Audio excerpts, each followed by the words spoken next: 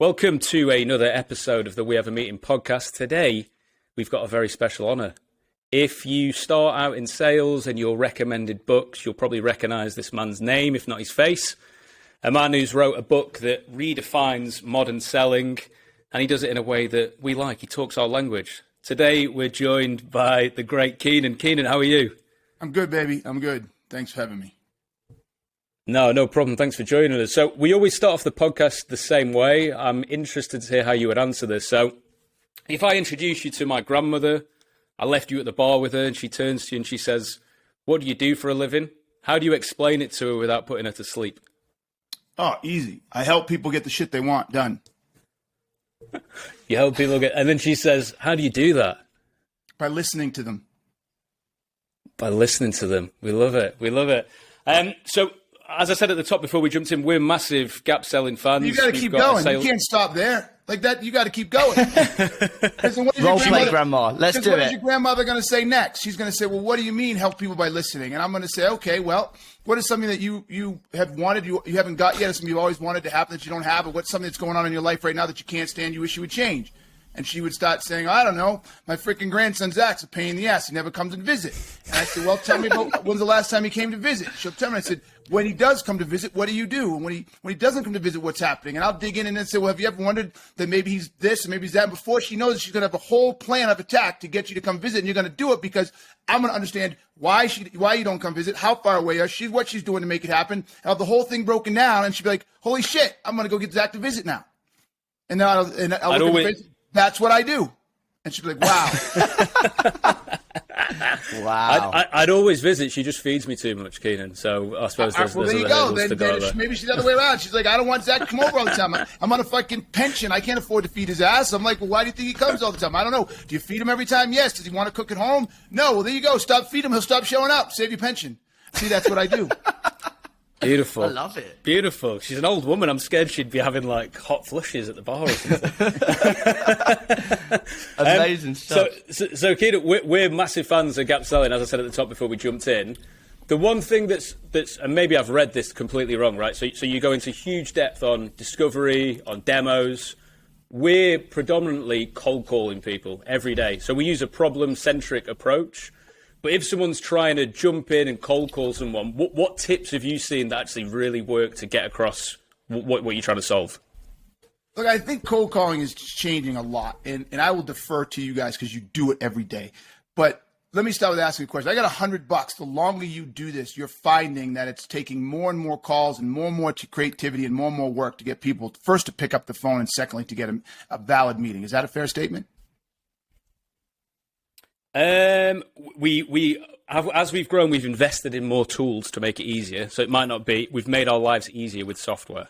Okay. You've made it easier, but even using I'd be curious over time, using the software and all the investments you've made, if you're not having to continually double down, triple down, work harder and harder and harder to get, at least stay consistent as far as the conversions, the number of people that pick up the phone, et cetera. So I'd be interested to see it over time, but I'm convinced that that's what's happening, right? So especially as a dude who started selling in the 90s, and I could cold call all day long and talk to 50, 60 people in a day. Like, people picked up the damn phone, just starters right there. They picked up the phone. So if I got you to pick up the phone, I was going to get you to have a meeting with me, right? Now they don't need to pick up the phone. So I think that's the biggest problem with that. Outside of that, the biggest tip I have with people, if they do pick up the phone, is you just have to, however your little script is, you have to acknowledge that you're interrupting them. You have to say, look, I know I'm interrupting you, right? And you have to give them value for that interruption to allow them to stay with you. So you've got to come up with an approach, a method, a set of words, a script, whatever you want to call it, that once you've acknowledged you're interrupting them, that gives them value. Say, listen, I'm going to give you X for 10 seconds, 30 seconds, 20 seconds. I don't care, 15 minutes if that's what you're asking for in the cold call. But make sure they understand what they're getting for that time. So outside of that, I don't think there's more you can do. It's not rocket science. It's just hard. Well, yeah.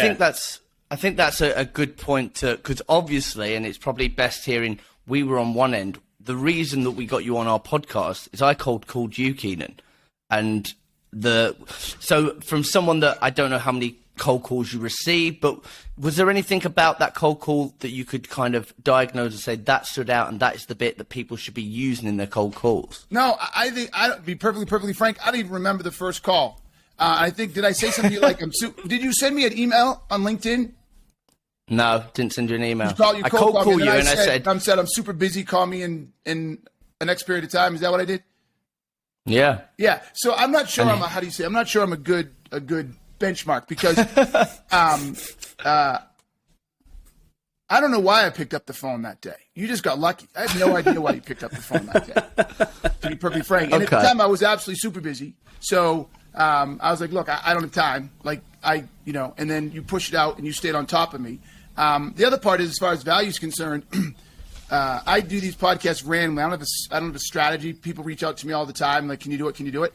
The people who are the most pushy, I guess, and those who can at least demonstrate some audience, I'll do because they have value to me. People say, oh, I saw you in this podcast. I saw you on this podcast. So, I don't know. You just got lucky, I think, because there's a whole bunch of people's podcasts I'm not doing right now. Yeah, well, I'll take luck. You were very charming on the phone. I actually didn't have to use that many tips. I guess there's probably not much that you can do to someone that's been selling since the 90s. You were very charming, and you said, call me back, and I called you back, and you said, let's do it, baby. I personally think the biggest, this is anecdotal, but I think the greatest asset for cold callers right now is tenacity. I see too many people that just do a two or three sequence, cadence or whatever. And so I see all these emails come across and after two or three, they're gone. Right. And if they kept pounding the shit out of me, eventually I'm going to say, look, I'm not interested. Or I'm like, I haven't responded because I haven't got around to it, but there's actually something I'd be willing to talk about, but it's on the bottom of my priority list. But if you keep pounding me, you're going to get me to respond. I don't think enough people have the tenacity to just keep pounding. Respectfully keep pounding. Respectfully keep pounding. Mm-hmm. Just keep showing up in my inbox. When do you think a cadence goes too far then? What's tipping over the edge? I don't think it does. Oh. Yeah. Unless the customer says beat it. The minute the customer says, look, I'm not interested, stop. Don't pull the shit. Well, can I just? No, fuck off. Like I said, no. You got what I wanted. And, look, the whole world would be a whole better place if people who got cold called or got email cold called just responded and said, hey, I appreciate it, I'm not interested. And the salesperson shut up. But what's happening is when the cycle, the people try to be courteous, then the salespeople think it's an opening, so they keep driving and digging in, and then the buyers say, fuck it, I'm not even going to respond to salespeople anymore because they don't respect the no. Right? So respect the no, and that'll make everybody's life easier. You call 1,000 people, and rather than getting only 50 that actually respond to you, maybe all 1,000 respond to you, and maybe 900 of them say no thank you, but at least 100 have given you a chance, as opposed to 50 or 25 responding to saying no, and the rest don't doing anything, and now you're fucking spinning your wheels for hours. Right? Just everybody be authentic and legit. Buyers say no or yes. No. Sellers leave it alone. I absolutely love that, and I think the way that we sell, and especially when we're on the phones, we're just disqualifying. We just see it. We're calling you up. We're seeing if you have the problem. Do you have it? No. Cool. Thank you. There's no pushiness. There's no neediness. It's just qualifying those people. So I want to speak to you about a certain word. I don't even know if it's in the Oxford Dictionary, but it's a word I think you are quite passionate about. It's the word BANT. BANT. Yeah. So you're passionately against BANT, aren't you? Yeah, 100%. Can you tell us a little bit more about that? Like, why? It's stupid. It's stupid. Look, go back to your grandmother story, right? What did I say I do? You said you help people get shit done. Yeah, or achieve the goals they want to achieve, right? Mm-hmm. So how does BANT help me help somebody do that? BANT helps me. BANT tells me, oh, if you have budget, good. Okay, you have budget, you can pay me. Oh, you're authority, good. You're the person that's going to be able to make the decision. So if I keep influencing you, you're going to buy from me. And, you have a need? Okay, great. I can sell to that. In time, you're going to get it down now so I can tell my boss that it's going to be done at this certain time so I can count on it for my pipeline or for my commission. Where the fuck does that provide any value to the buyer? Can I play devil's advocate on that? Bring it. Because yep. I wonder if you probably are still getting those things, aren't you? But just not as explicitly as, now can I talk to you about budget? Now can I talk to you about this? Or, I know you go into decision-making process, but it's not as explicit. You probably are still wanting to find those things out through the process, I never right? need to find out budget. Here, walk you through this. They all come by default. This is why I knew gap selling was the greatest selling methodology on the planet, because it did everything by default. So if you're able to create something that makes everything else happen by default, you knew they were the symptoms, not the real problem, right? So budget. I saw I ripped into let me start over. I compared Medic to gap selling. And I said the same thing about Medic, right? I said it's pretty much all seller-centric, not buyer-centric, right? And the person said, well, you can make Medic or budget or Bant buyer-centric. And it says, when I asked them about budget, I says, look, can you tell me what your budget is? I want to make sure that we're within line. I hate for us to make an offer or a solution that's beyond your budget. So if you can share that with me and make it easier for us to prepare something for you and fit within your budget. And I said, because that assumes that there is a set budget that they have to work within. And if you gap sell and you actually understand the size of the problem, the budget is in a direct correlation to the size of the problem. So if you budgeted $500 to fix your car this year, and it ended up being a $7,000 repair, and it's a $80,000 car, so you can't just scrap it, and you can't drive without it, are you going to pay the $7,000? Yeah. Yeah, you damn fucking straight you are. So it doesn't matter that I have only budgeted $500. I have a $7,000 problem, and watch this. The cost of fixing the $7,000 problem, the benefit of fixing the $7,000 problem is $150,000, $200,000, $500,000. You're going to spend the money. So I never have to ask you your budget. When I've done a complete discovery and I understand that you have a $3 million problem, your sales team is off by $2 million, you have high churn, your average sales prices decline 20%, year over year, and I say, hey, it's going to cost you $250,000 to do the training with us. And you're like, well, I only budgeted $100,000. I'm like, and you have a $4 million problem.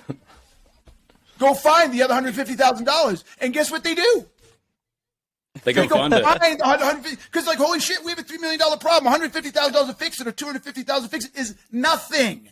I don't have to have a budget conversation. The problem defines your budget. Let me just say that. Everybody fucking paying attention. The problem defines your fucking budget. Giant problem, you're going to pay enough to fix it. Tiny problem, you're not. So I don't need to know the budget. Period. Same thing with authority. If I have a giant fucking problem and you're not the authority, you're going to quickly go tell, hey, Tom, we got a problem. You need to get in here. You need to come see this. Right? My kids are not the authority in this house. If the fucking kitchen sink is leaking all over the floor, they come running upstairs. Dad, we got a problem. Right? Fucking love it. Right? I love it. The fucking problem drives the authority, it drives the budget, and it drives the timing. Hey man, if you're losing, let's stick to fucking the water thing again. It's leaking. The pipe is leaking. Right? Tip, chip, chip, chip, chip. It's annoying. It irritates me. I want to get it fixed. I got a podcast with you. I've got a meeting here. I'll get to it later. Right? If all of a sudden, what's my timing in getting it fixed? I don't know, couple of weeks, size of the problem, right?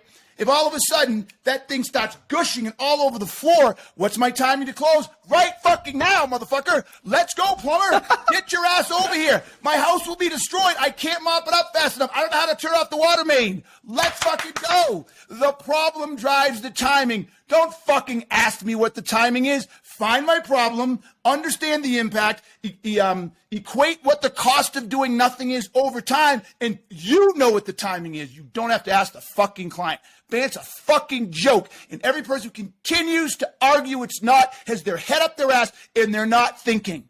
They're not thinking. I love this. I'm going to go have a fight with someone in the street after this. I feel fired up. And look, I suppose they can't do it. Like anything you want to put a try, like try to argue back. The problem drives everything. No, I was playing devil's advocate. It's not something we don't agree. I mean, in our world, if we're cold calling someone, how can I ask someone for a budget that they didn't know existed? that they've never explored that. It's just ridiculous to ring someone up and talk about something. They're like, well, how can I have budget for this? You've just rang me. I wasn't thinking about this 5 minutes ago, but so I completely get your point. And then you're big on decision-making process, aren't you? Which I know is something in challenger selling that they talk about a lot as well, of decision-making's changed. So it's not just how do you make a decision, Mr. Smith. It's actually you've got 10,000 people involved in the decision-making process, and how do all those parts intertwine with each other? So actually, decision-making process is such a better place to start than are you the decision-maker? It's kind of stupid 100%. to ask that, right? 100%. Another thing, I mean, so again, this is quite anecdotal for us. So one of our clients is a big tech client, and we're often at odds with them about they believe that the discovery and the demo should be all done in one call. So it should be cold call, problem diagnostic piece that happens on that initial cold call, and then jumping into discovery and demo that take place. And that call ends up being sometimes an hour and a half, that second call, with attention spans dwindling and stuff. We're kind of saying, is that the right way of doing things? But from your findings, why do you think it's so important to split the discovery and the demo? Because a properly done discovery for almost any product that you would sell B2B can't be done in 15, 20, 30 minutes. It just can't. It just can't. And even if it could be, now you have to scramble to figure out what you're going to demonstrate. Because you didn't know what problems they were going to have. You didn't know what the root causes were going to be. You didn't know what the impacts were going to be. So now you're trying to scramble and see what you're going to show them, right? So you do a full discovery. You understand the problems, the root causes, the impacts, right? You get the full physical and literal. You want to get the gap defined. And then you sit down and say, okay, based on what we heard, what is the optimal customized demo going to look like? And you come out and you deliver a customized demo. What people do, and I'll bet you $1,000 that more than half, if not more than 75% of any organization that combines the two, they do the discovery and then they do the demo, and the demo almost barely, if at all, even addresses what they learned in the discovery. Yeah. Right? So they'll do a discovery, they'll learn all this shit, and they say, all right, great, let me show you the demo.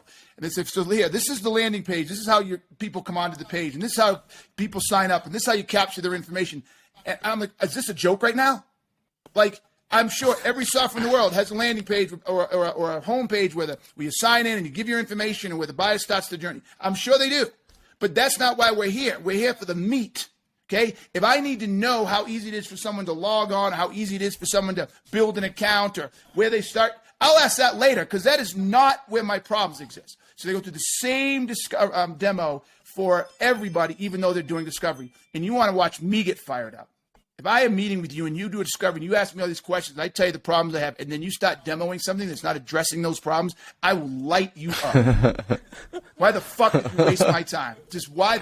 It's not a checkbox, people. Discovery is not a checkbox. Demo is not a checkbox. Sales, everybody paying attention out there. Sales is not a fucking checkbox business.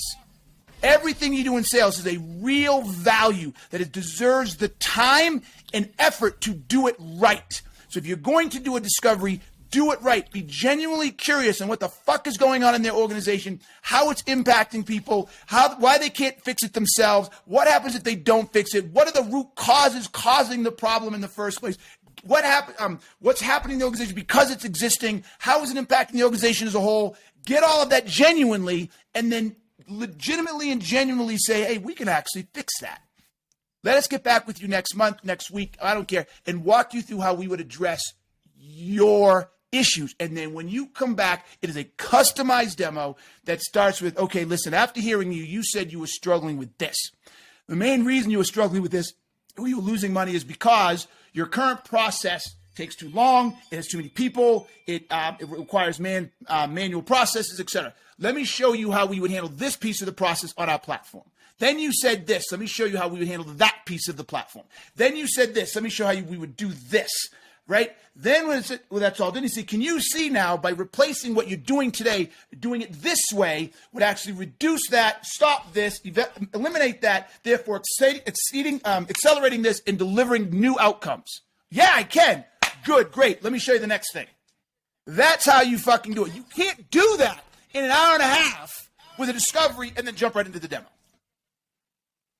And to play devil's advocate, what would you say to, say you're on the other side, you're working for a tech company, what would you say to the prospect if they say, look, just stop with all the questions, I just want to see how it works? Okay, great question. I get this all the time.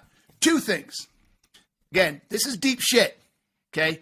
We're playing the long game here at Gap Selling because so many people think when they hear Gap Selling and read about it, like, oh yeah, that's just like Spinner, that's just like this, we do that. No, you don't.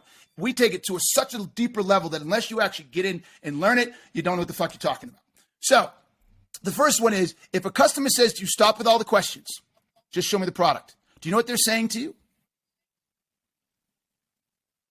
I feel vulnerable. You're gonna. Okay, no, kind of. But you know what they're actually saying? You're gonna earn. There's no value in your questions. Get on I don't with see it. any value in your questions. Just show me the product. Yeah, no, I can get out of here. Yeah, because the questions you're asking, they are unable to process. Why is this valuable? Why are you asking me? What's the point of these questions? Right? So that means that's the first telltale sign that the questions you're asking are fucking pathetic. Because they don't see value. If they see value in the questions, they won't say that. It's like, oh, I get this. Right? I get that. Makes sense, right? And so they'll keep going with you. Secondly, though, even if they do say, just show me the demo, the answer is really, really simple. It's, Jack, I appreciate you want to see the demo. However, our product does and solves a myriad of different problems in a myriad of different ways. Okay? And so my objective here is to maximize our ability to deliver a customized demo to you that will allow you to see how our XYZ software is going to create the greatest value for you with these potential problems, because you should know the problems, right?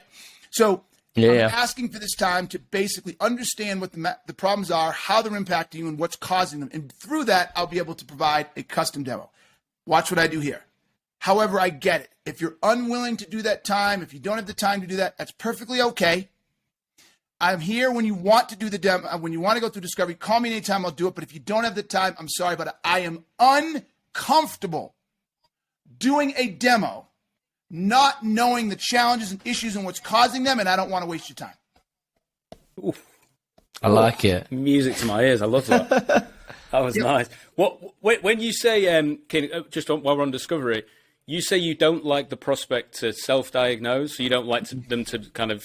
What do you mean by that? Because I'm never sure what you mean. Because I know a lot of people would say to actually let themselves like a therapist.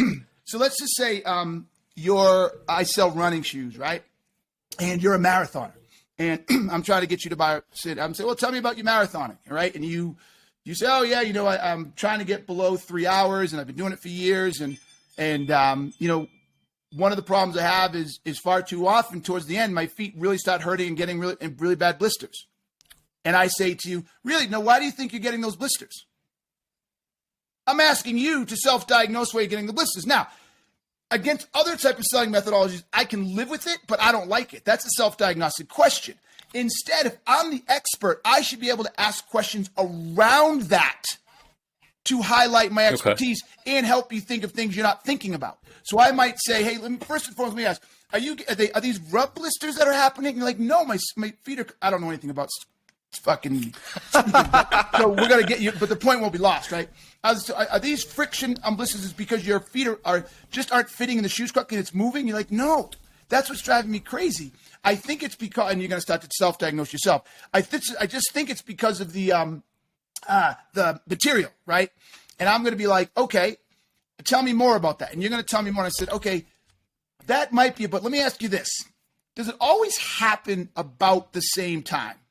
And you're like, yes. And I'm like, okay, all right. So it's more of a timing issue. This may not have anything to do with your shoes, actually, right? And you're like, really? So now I'm going to say, does it happen at certain races? See what I'm doing? Does it happen at certain races? Does it or certain climates? And you're like, wait, yeah. It always seems to happen when I'm on the Northeast or in Florida, but it doesn't happen as much in the West. I'm like, okay, so I think we got is a humidity issue. Again, this is bullshit. I don't know anything about it. But you see my point? I get your point. I'm with you. Notice the questions I'm asking. I'm pretending to understand the world of running shoes and marathons. And so I don't need you to diagnose for you. I'm going to diagnose for you. I don't need you to do it for you. I'm going to do it. And I'm going to ask these questions that surround it. Now, how much of an expert do I sound like when I start asking those types of questions? Hugely. But then when you've gone through that process, there's not I'm going to present you a prescribed solution. Does the prospect have to still admit, okay, I get what you're saying, I do have that set of problems, and maybe I'd not thought of it in that way before? Yeah, they have to at least concur that it could be that. Or in many cases, what you can do, what I do when I really know what I'm talking about, not making the shit up, but I would say, based on what I've heard here, I think this is the root cause. The real issue here isn't the shoe fit, it's the humidity. And so therefore, if that is it, and we can try it, we can practice, we can do a trial, right? If that is truly it, then new shoes isn't going to solve it. Yeah, right? I would consider trying socks, and we sell socks as well, right? Or I would consider, I don't know, fucking talcum powder before you go. I don't fucking know, right? But once I've got you to believe it could be that root cause, now my recommendation is going to land so well with you. Because you're going to realize I went through this whole process, not only to understand what the actual problem was, but what the root cause was. And if I helped you understand what the root cause was, I'm the expert. But if I just keep, so why do you think this? Why do you think that's happening? Why do you think this happened? Our whole conversation is limited by your level of knowledge. And as a salesperson, you should be able to expand that. So I suppose an example from our world then, and curious to see how you would handle this piece. Yep. So sometimes we ask people questions and they would say something like, I've not considered that before. Like an example might be someone's looking to outsource sales to us, but they have a sales team already. Yep. So you say, okay, but the sales team aren't performing. They might say something like that, right? So then we would say, okay, so when your sales team came to you and said that they're not performing properly, what was the reason? We've not had that conversation. Okay, why not? And then there's this kind of, again, a gap there. But it's kind of a different kind of gap of just we don't have enough information. We're not communicating properly. So probably what they came to me with as we just want to outsource sales to ramp it up is really an ineffective sales team in-house. And that's not a problem that we solve. Yep. So when there's those gaps in kind of information and I've not looked at it that way, are you then giving the prospect room to like, well, look, go away and explore that and then come back to me later? 100%. Yeah. Based on everything you said, I absolutely love it. I absolutely love everything you just said there. If you get a customer to say, I haven't thought about that before, or that's a great question, you're winning. I have this anecdotal belief system. I should do a blog post on it, but it's anecdotal. I normally don't like doing that. But if you can get a customer to say, hey, that's a great question 3 times, your odds of winning the deal go up 1,000%. Yeah. Yeah, that's... we're definitely on the same page with that one. Okay, so we had Brandon Voss. His dad wrote Never Split the Difference on the podcast recently. And I don't know if you've noticed this as well. Some sales books are based around no, and some sales books are based around yes. Would I be fair to categorize gap selling as a yes-orientated approach? You're trying to find yeses. No. I'd be wrong in saying that. Yep. The reason that I'd say that is because you've got it getting to yes on the cover of the book, and one of the chapters is called Getting to Yes. But obviously, Never Split the Difference is more of a no-orientated book. So in terms of, are you trying to get as many, it might sound like a silly question, are you trying to get someone to say yes, or do you think there's more power in saying no, or is it case by case? It's neither. So obviously it says getting to yes because that's your job. Okay? Mm-hmm. At the end of the day, you got to get the customer to say, yeah, I think that would work. That's your job. I can't work outside of that box. That's just stupid, right? So, of course, here's the box. We have a job of sales, and it's to get people to buy our stuff, right? But it's not, that's the job of sales. But the approach of selling isn't to get yeses, and it's not to get nos. It's to get the truth. Mm. I like nos as much as I like yeses. Like, I am completely detached from the outcome when I do a discovery. I just want to know the truth. I want all the data. So you can say it's not yes, it's not no, it's not the truth. It's the data. I want all the data. I want all the data on the table. Right? So if I ask you a question like, oh, is your average sales price declining? No. Okay, good. Great. Awesome. I can take one off the list. Next. It's like a doctor. A doctor doesn't want yeses or nos. Right? A doctor wanting a yes or a no speaks to a predefined objective. Mm. And Yeah, some I people guess do that, and that's fucked up. Think about it. Some doctors actually do that, and over time, people get pissed off because they realize, wait, if you have a predefined objective, you're not here for me, you're here for you. You're trying to get more money from surgery. You're trying to get people to spend more money on medication. You're trying to get your bonus from the pharmaceutical company. I don't give a fuck what it is. That is an agenda. Right? Sales should not have an agenda, but to help. So no, I don't want no's. No, I don't want yeses. I want the truth. I want the data. I want the facts. And if the facts and data suggest that I can help you, then let's fucking go. And if they don't, great, no problem. I'm moving on. You're not stuck in my pipeline for 6 months where I keep hounding you to buy something I don't even know that you should buy.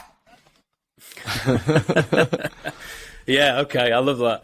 I suppose maybe a different way of mentioning this. So the framing of a question can be positive or negative. What we find in cold calling is using that problem-centric approach. So we never mention where we're calling from, features, advantages, benefits, throw that out the window. We just say normally we're invited in to solve these 3 problems for people. And at the end of it, we say, but I've got a feeling you're probably going to tell me you don't experience any of those. Rather than saying which one do you experience and how long for and jumping in like that, feels like there's kind of this safety in someone saying, well, no, actually, the second thing that you said, that I think there's something in that. Mm-hmm. Okay, and then we go into that approach there. It feels like the framing, there's some sort of I don't know if it's mechanism in psychology of just allowing someone room to just say no and reject me, feels a lot nicer than trying to force a yeah. Do you get what I'm trying to say? I do. So I like that approach. I would A/B test it. I'm sure you probably have, and it's working for you. I'm sure it works for some people, but more for others. I'm not a psychologist, but I think the micro level around that question, how you're doing it there, is more to do with the ownership. So when you say, "Oh, I'm sure you're going to tell me you don't have any of them," you've taken ownership from them to give an answer. You've taken that away. And people, especially in Western cultures, and particularly in America, we don't respond well when we feel people have taken something from us. Right? Even on the roads, like my ex had a great concept at one point in time when it came to road rage. She said, the problem with people is they think that little piece of road their car on is in that moment is theirs. It's their piece of the road. And so if you do anything that doesn't work for them on that piece of the road, they're going to lose their shit. And it's like, that's a really powerful way of thinking about that, right? You're driving down the street, and where I am right now, that's mine. It's not yours. Don't come near me. Don't tell me how fast to go. I'll move over if I need to, right? I'll start driving at the red light at my own, or green light at my own speed. That's mine. And so I think the same thing's happening here. When you say to somebody, "Oh, I'm sure you're just going to tell me you don't have any of them," right? The tone plays a role and all that. But deep down inside, there's a psychological trigger that just said, he just took ownership from me. So rather than agreeing with him, I'm going to push back. Well, that pushback falls right into your what you want them to do, is say they have a problem. It's manipulation, I suppose, isn't it, really? Yeah. Mm-hmm. Yeah. But look, I'm okay with that manipulation because it's you're just challenging the process through it, right? I don't think it is nefarious manipulation. And I would say tonality plays, we mix it up, and like we say, like, you're probably going to tell me everything's perfect. If it's for a set client, you're probably, well, no, nothing's perfect. And then the ball's rolling. Yeah. It's like, we're not trying to grab your wallet straight away. It's just saying, look, this is a sales call, straight away, bang. And they're a little bit more relaxed with it. So, Keenan, we're big advocates of the book, and we hire a lot of young SDRs, and we get a lot of messages from people that listen to the podcast, and they say, like, well, what books should we read and what should we listen to? We always recommend you. One of the things that we get from feedback, and a lot of the questions that we get, is how can I, when I'm asking somebody like process oriented questions, if they do it incorrectly, sometimes it can feel a little bit like an interrogation. Yes, it can. Great observation. So do you have any tips around that for people listening? Absolutely. Absolutely. And I tell people this all the time in the training, because obviously people read the book. I can't tell you. Like process questions.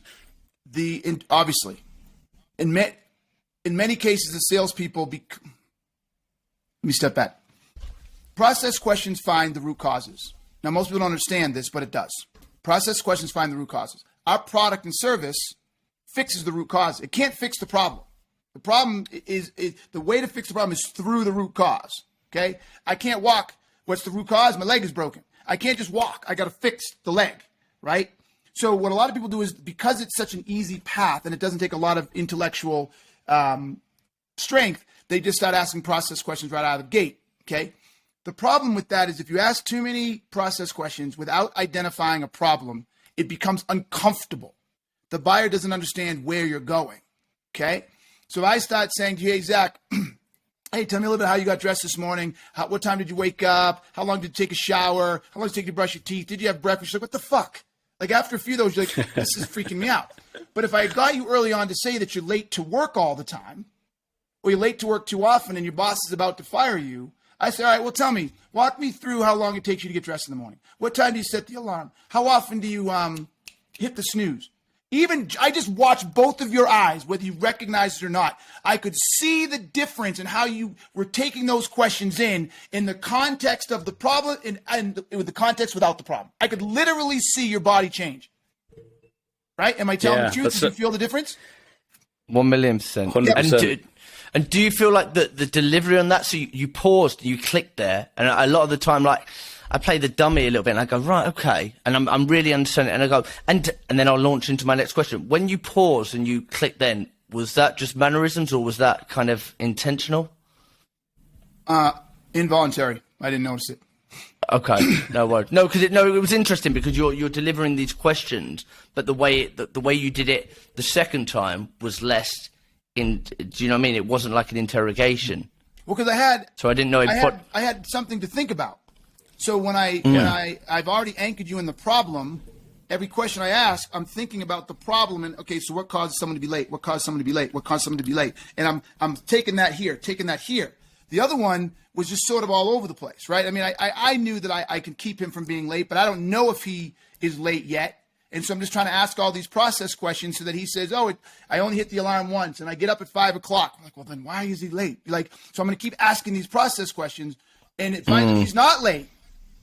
Or he is late, but it doesn't matter because his boss doesn't care. So it's awkward. So I have to, if I'm going to ask one or two process questions, I have to quickly move to, so does that make you late for work? Or does this create this? Or does that? And once I get you to say yes, I can go back and ask more process questions. But if I don't quickly move to a business problem or an impact, and I keep asking process questions, it freaks people out and it doesn't make sense. And then it feels like you said, look, can you just stop asking these questions and show me the product? Yeah. So it's sort of the layering of the way. What I was thinking of then was when you go to a doctor, you've presented the problem, right? So I presented the problem, and then when the doctor starts asking me all the problems around, all the extra questions around process and what impact that's having on my life day to day, I feel much more comfortable with that line of question. But if a doctor just approached me in the street and went, how often are you walking the dog for? How often do you do it? You'd be like, whoa, what is going on here? This is the most bizarre. It doesn't feel natural, does it? But because I've been, so once you've got that problem first, that's kind of a foot in the door. Now let's explore that. Let's diagnose it. Yeah, exactly. So one thing that I know you feel just as passionately about as us is we talk about this so much. We talk about it with new people that start. I've been banging this drum. So when I started in sales, I was told it's all about relationships. It's all about getting people to like you. People buy off people. Even if people say no, just pop round to their office with a box of donuts and buy them a coffee and bribe them until they say yes to you. And you just end up having this like needy, horrible, but you still see people banging the drum on. It's all about relationships. And people say, well, my biggest client, I've got the best relationship with him. Well, that might help facilitate the conversations that are happening, but he still must have a problem. Otherwise, I'd just go to all my family, wouldn't I, and just say, do you want to all just buy from me? Yep. So what have you found about, especially if I'm keen to hear this from the American perspective as well, in terms of relationship-led selling, why is it so flawed? Because it's based on the idea of being liked. Right? I mean, you answered your question in the question itself. It's built on the desire to be liked. So the truth of the matter is relationships can't be avoided.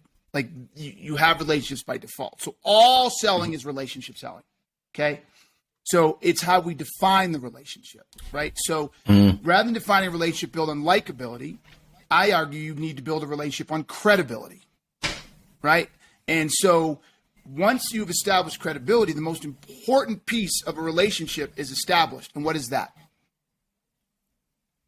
Trust. Yeah, of course. Trust. Yeah, of course. Trust is the most important element to a relationship on the simplest of layers. Okay.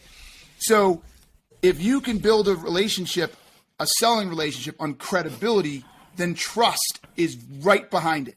And so if you are perceived as credible and establish trust, everything else falls into place. Everything. You don't have to worry about it. Now, sometimes they'll actually like you. That's freaking great. But other times they may not like you. Like, I'm an easy guy to hate or love, right? But man, if I've got their trust or credibility, it's good to go, right? But what other people don't understand is the majority of people don't like you or dislike you. It just is. In a bell curve, you don't necessarily like people or dislike them. They're good enough. People. I guess. They're just people. So just get rid of the likability. Plus, likability hampers your ability to challenge. Yeah, I of agree. course.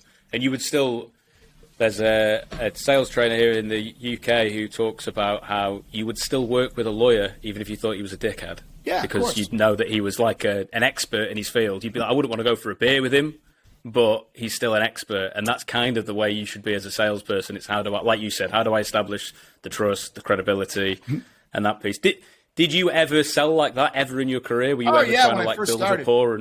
I got a big personality. It was easy for me to sell that way, right? But then, and some people, I don't say fell for it, but some people responded well to it. But a lot of other people, and the higher I went up the sales ladder as it relates to who I'm selling to. So if I was selling to mid-level managers or something like that, they loved it. And then I got to the VP layer and I'm selling to them and they were this. But as I got to the C-level, they were like, who is this fucking clown? Like, can we just get the fucking business? Like, you could just see it. And I started to sense it, that you're trying to be magnanimous and gregarious and walk in there and be the big happy guy. They were like, yeah, that guy's cool, but I had no credibility. They started seeing through me. Yeah, I found as well that almost people would play that game with you, especially at that C-suite level, but take you for a bit of a ride of like, yeah, I really like you too. Maybe like, let's get a bit of a discount for me as well. And maybe do this freebie thing for me as well. And it's almost like if they knew they could take you for that ride, as you say, it's like, come on, let's get all the freebies out of you that we can. So yeah, there's lessons to be learned. They keep hanging out with me, but not buy anything, or just throw me a bone once in a while. Right, so because they would go with my competitor for the big stuff and throw me a bone here, and they liked me, but I didn't do a good job of explaining to them why we were good, and I just didn't earn credibility as a salesperson. I was product centric selling through relationships. That's the worst. And I think when your mind becomes aware of it, like now the way that we sell is totally different to the way we would have sold a decade ago. But there's still so many people that are out there selling in this way. So what we found, Keenan, that works amazingly from gap selling method is putting objections back on the prospect and holding them up against their desired future state. So can you give us an example of how things work when you might get a common objection like price? You guys are good. Like, you guys have interpreted this book good. For not having gone through the training, I'm impressed. Like, most people really screw it up. So you guys are doing a good job. Yes. So thank you. Yeah. So the concept of throwing objections back onto people is really simple. If you again, back to discovery. If you properly do a discovery and you properly diagnose an environment, you will have the following. You will have their complete physical and literal. So that's all the objective facts about the organization that are relevant and are pertinent. Then you'll understand the business problem. Then you'll understand the impacts that business problem is having on the organization. Then you'll understand the root causes. That's so critical. The root causes to why the problem exists. Then you'll also understand their desired outcomes. Then you'll also understand what some of the potential solutions are to solve it. And you'll also understand which problems are most critical and you have to solve in the future. Then you've built the gap. So you have all of that information. So if you have all that information and you know that your product isn't the best fit, or you know that there's a big hole in your feature set. So let's say you're going to kill 6 out of 7, but one of them is a massive miss.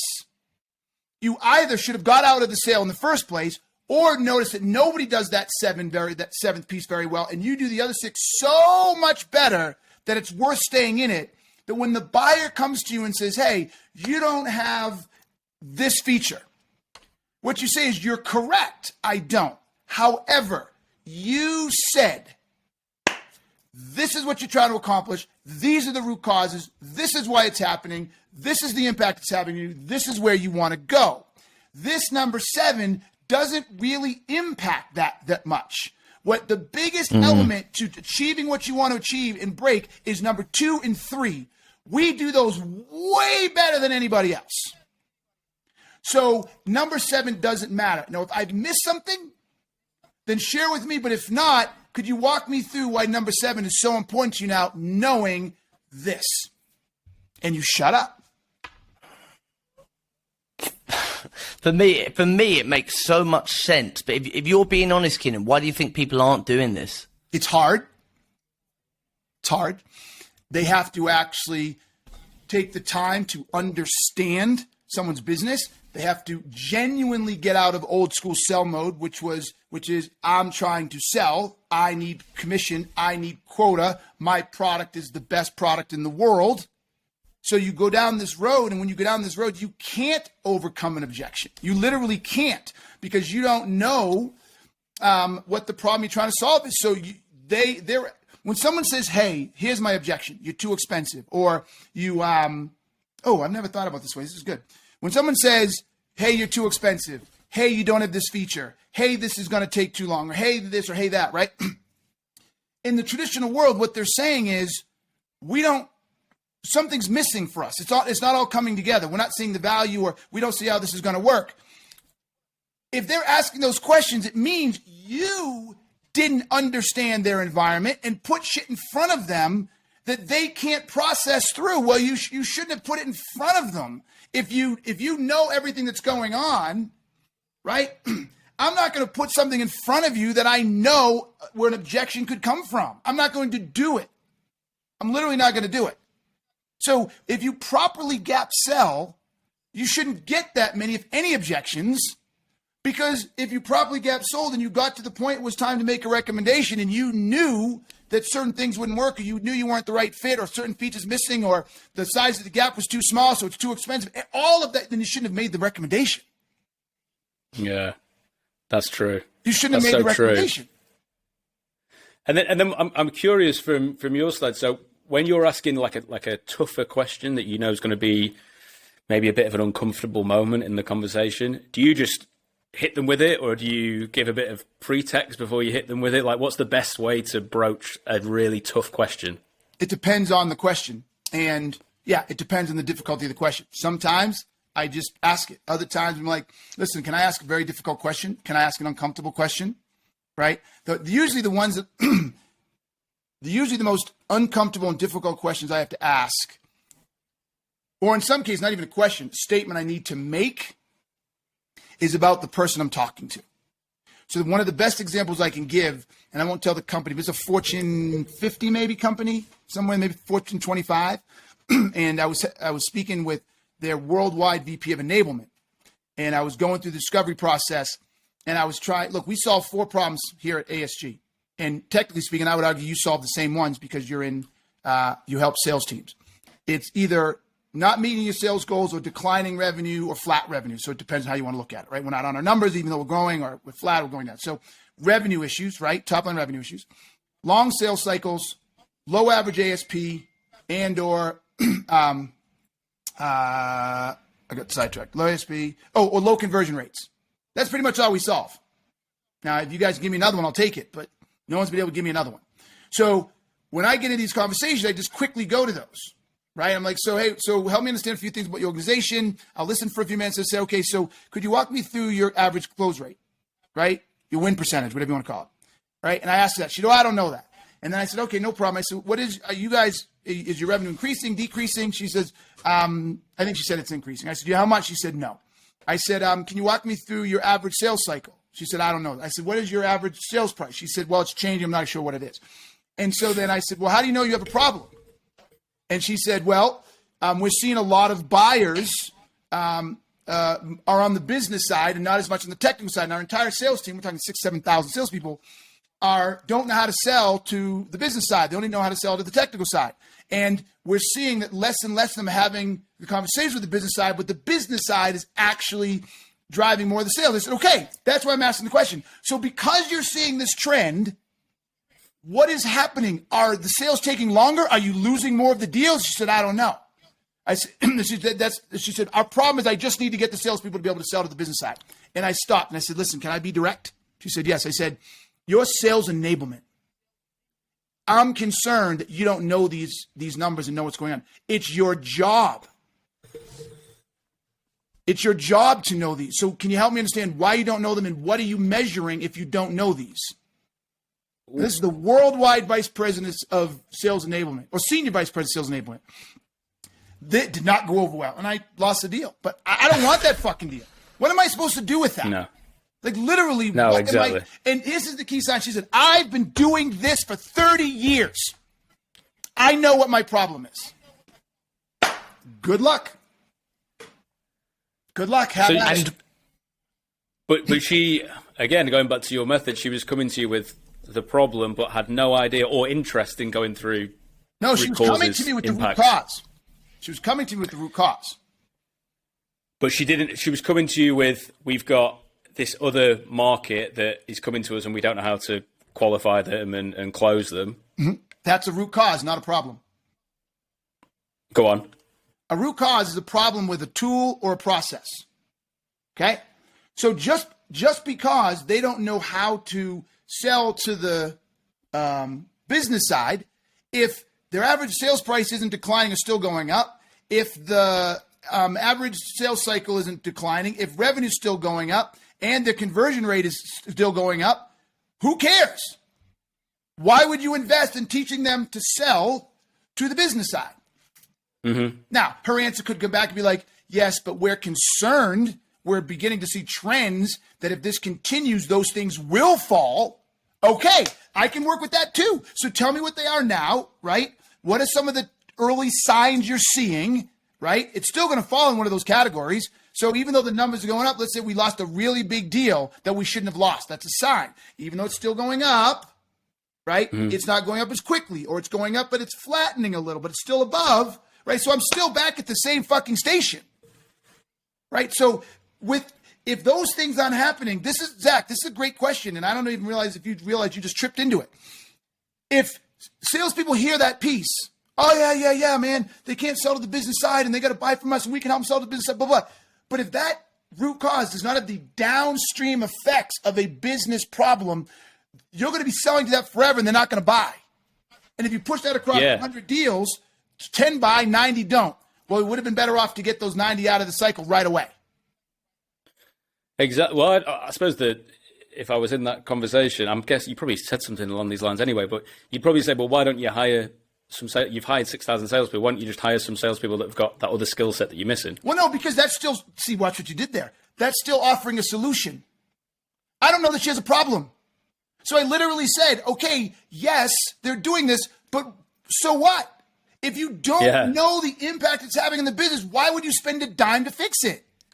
Exactly. That's my point. So I wouldn't even recommend hiring more people. I don't understand what your problem is. Okay, I hear you. Yes, they can't sell to the business side. Okay, so because they can't sell to the business side, why is that a problem? Yeah, exactly. That's kind of what I'm saying. I'm saying that it sounds like an easy, you could have worked this out yourself and it's probably not really a problem. Okay, those two things, maybe it's English language versus American language. Those things too don't jive for me. You could figure it out yourself. It isn't a problem. There's nothing to figure out if it's not a problem. See what I'm saying? In my head, if there's no problem, I think there's nothing to figure out. Yeah, that's kind of what I'm saying. We're saying the same thing. That's kind of what I'm saying. So that's an interesting one. I love those, and especially they're the sort of conversations you bat around your head on a long car journey and think, what was that all about? That weird chat I had. Look, I could talk to you all day. We've got the last question to ask you, and it's kind of asking you for a bit of advice on us. So we're a growing business. We've been going for almost a year. We've ramped up from, thank you. We've ramped up from me in my bedroom with my baby in the background crying to, we've got 2 offices. We'll have 10 salespeople by the end of the month. But what we found is the hiring of salespeople can be hit and miss. The guy who turns up at the interview often isn't the same guy that arrives at work the next day. And you've probably seen so many different types of salespeople. But are there commonalities and threads throughout that we should be looking for during that kind of hiring journey? Oh my gosh, this is such a good question, and you can see the exacerbation on my face. I have to cop the truth here. I'm even questioning my own skill sets and strengths in hiring salespeople, because I used to believe, and I still believe, that success across anything starts with personal drive, accountability, deliberate learning, like curiosity, this desire inside to learn, and self-development, an uncomfortable feeling when you're not doing something well or you're failing, this desire to not be average, to not just do something for the sake of doing it. Like, I always thought that was the key to anything. And then at the base layer, and then the next layer is, okay, what soft skills do they bring to the table? How long have they been doing it, or where have they done it? Like that experience piece on top of it, right? And everybody else flipped the script for me. Well, I always went to that bottom piece. But to be perfectly frank, and I'm not even going to call this generational, millennials, Z, Gen X, I'm not going to call it any of that. I just think it's society as a whole. People have become so complacent with being average that it doesn't bother them. It literally doesn't bother them, number one. Number two, the sales is the most accountable space, one of the most accountable professions you can have.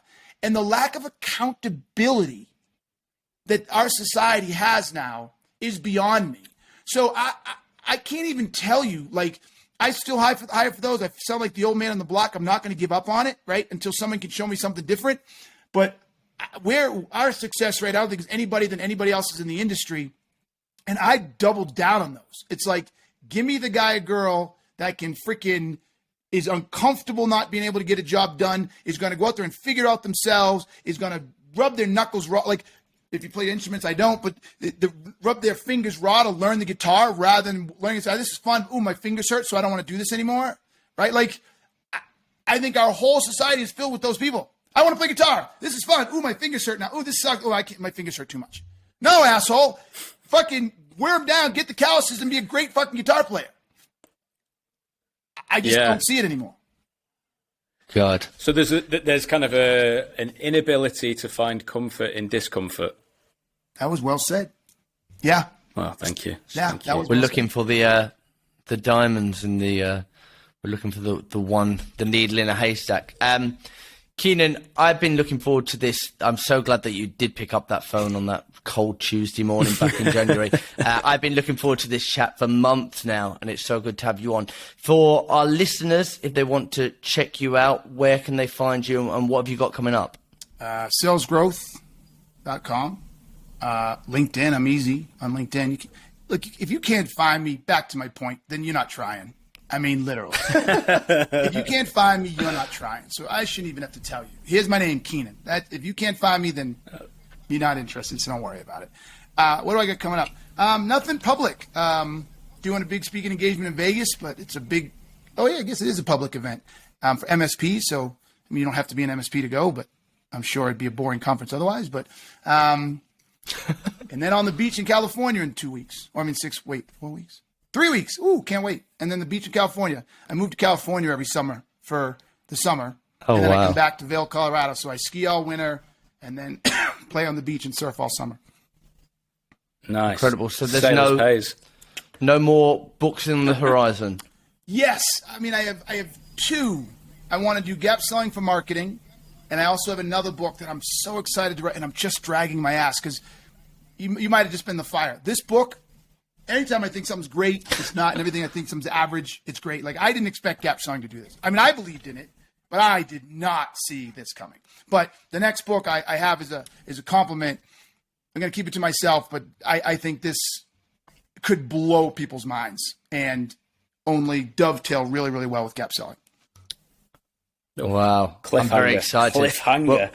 Well, if you go and write the synopsis tonight and you feel inspired and you want to put to Jack and Zach, those two British cold calling bastards that inspired me, Jay-Z. feel free, Keenan. Jay-Z. Jay-Z. It's been incredible. Thank you so much, Keenan. My Thanks, pleasure. Keenan. I hope this was helpful.